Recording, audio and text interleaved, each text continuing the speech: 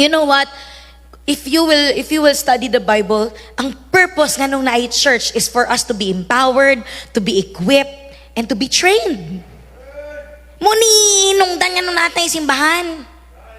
Muni inungdan nga nung mutungha ka dirig Domingo. Hello? I-equip ka, i-empower ka, tudluan ka, i-train ka. Hello? Ngano? Because paggawas nimo na dito atong ministry. Na dapat paggawas nato din dito, we heal the sick, deliver the mga demonized. Mo na tong trabaho. Ang nahitabo sa simbahan, gihimo na tong tapuk-anan ng simbahan. Nagsigit tagpundo sa simbahan, way trabaho ang simbahan. Nagsigit tagpanindot sa tong building, wa man tay nakabut nga tao. Mingon dayon, bless kay ilang simbahan, kang kay tiles na gyud. Oh, apilang kasing-kasing sa miyembro naka-tiles. Pastang gahiya. Bisag unsaon ni magwali, win souls, make disciples, wala gyud. The church who has forgotten the preaching of the gospel and making disciples has forgotten the existence of the church. Gano nag-exist ang church? We exist because we need to be trained because we have a work.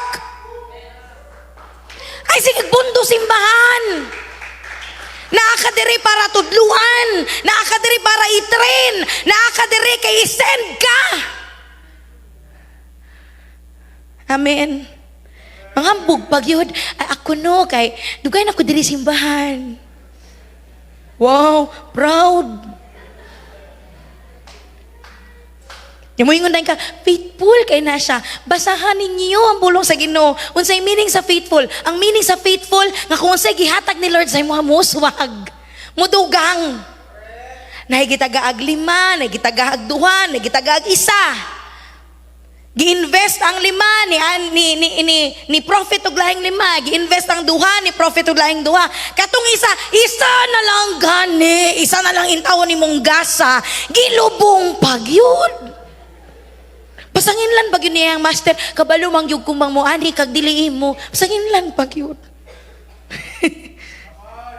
Kagingana sa church ang faithfulness is not about staying here too long.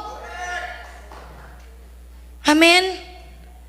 You know how, kapag mag-imagine kong mega church, I don't see ang church nga murag stadium kadako. I don't see kanang dagko nga building, no. Para sa kuha, ang mega church, gamay ra na nga simbahan, nga naman, di man magdugay ang tao kay isend man.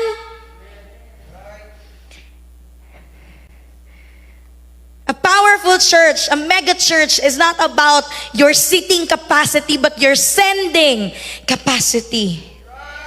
Pila na may na-send? Pila na himong leaders? Amen. Pila na may magamit?